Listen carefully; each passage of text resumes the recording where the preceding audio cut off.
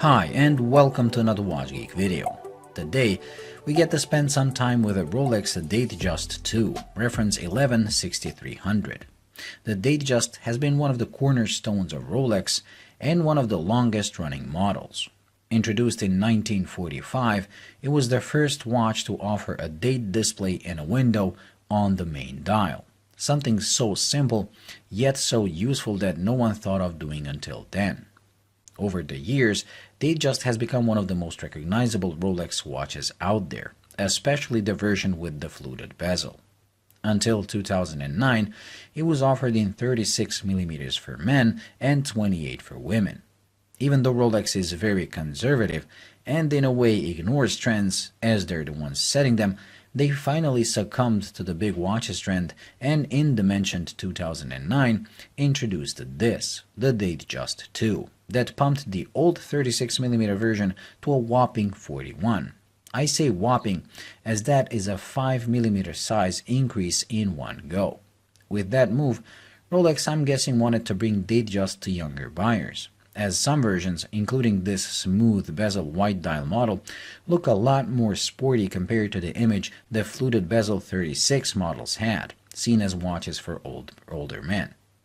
I think this increase in size made a lot of people happy, as many find the 36 Datejust simply too small for a modern watch. Needless to say, I'm not one of them, and I still prefer the 36mm to this, but we'll get to that. This is a modern Rolex, meaning you get everything that comes with a modern Rolex.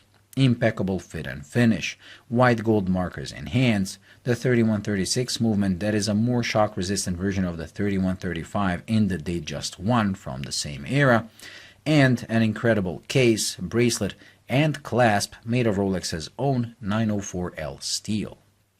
Many people are under the impression it is much harder than regular steel, which it is not. It is slightly harder, but as you can see on this watch, it scratches up just as easily, as these are scratches acquired over a single year of office wear. Rolex steel is still excellent, as it has better corrosion resistance and a beautiful sheen to it, but some people get disappointed as they get told it's incredibly hard compared to regular 316 steel used on other watches, which, like I said, it is not. When I reviewed the vintage Rolex Oyster Precision, the build quality was on the level of a modern Seiko 5, and that was understandable, as that was more than 40 years old. But it meant you were giving your money to buy the Rolex brand. I showed that watch to many people I know, and not a single one was impressed. They were all underwhelmed, as the watch does feel flimsy. This, on the other hand, got quite a few wows, especially when they got to hold it in their hands, as the watch does have an incredible feeling of solidity and mass. So people I know really like this watch. What about me? Even though I can appreciate the craftsmanship that went into this watch, and I can appreciate the fit and finish and the incredible bracelet, something was simply off with this watch, and I just couldn't force myself to like it. After spending some time with it, I found out the things that bug me. The first one is the size, and that is very subjective considering my small wrist, so I can't really classify it as a flaw, but to me it is. It just looks massive on my wrist and wears more like a dive watch without a rotating bezel. It is simply too big for me for this type of a watch. If Rolex opted to 39 from 36, I think it would have been perfect. But like I said, it is down to my girly wrists, so someone with bigger wrists will find the size perfect. The second flaw is more objective, and it's the proportions.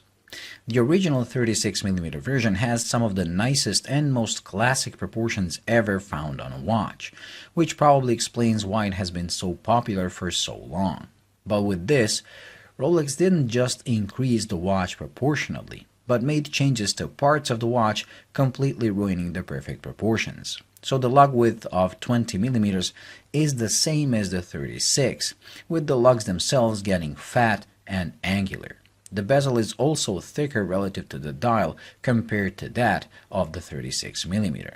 And finally, they kept the hands nice and thin, but increased the thickness of hour markers into these large blocks that are now not only wider than the loomed area of the hands, but wider than the hands themselves. It just makes the whole watch look odd, and to be perfectly honest, like someone tried to make a copy of a Datejust but failed badly. This watch reminds me of the first 39mm Explorer with that tiny minute hand taken from the 36 and those ridiculous white gold 369 markers. I disliked that watch the moment it came out and was hoping Rolex would fix it soon, which they did with the later version that got properly sized hands and loomed 369 markers. Fortunately, I can say the same has happened with this, as Rolex introduced an update to the Datejust II, calling it Datejust 41 in 2016. With the reference 12-6300, that watch got a movement update by getting the latest 32-35 movement, but to me the most important updates are the changes in proportions. So they thinned out the bezel and the hour markers, making that version look more like a bigger Datejust 36. This thinning out was applied to the lugs as well, that are now slimmer.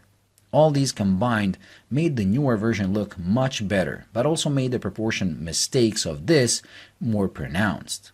If I had to choose between the two, I would definitely go for the newer 12-6300, simply because of the better proportions. But if I could choose any version, I would go for the 36mm, as that thing is just perfect. Well, that completes this week's review, so thank you for watching. I hope you enjoyed and found it useful. If you did, please like and subscribe, and until the next video, bye.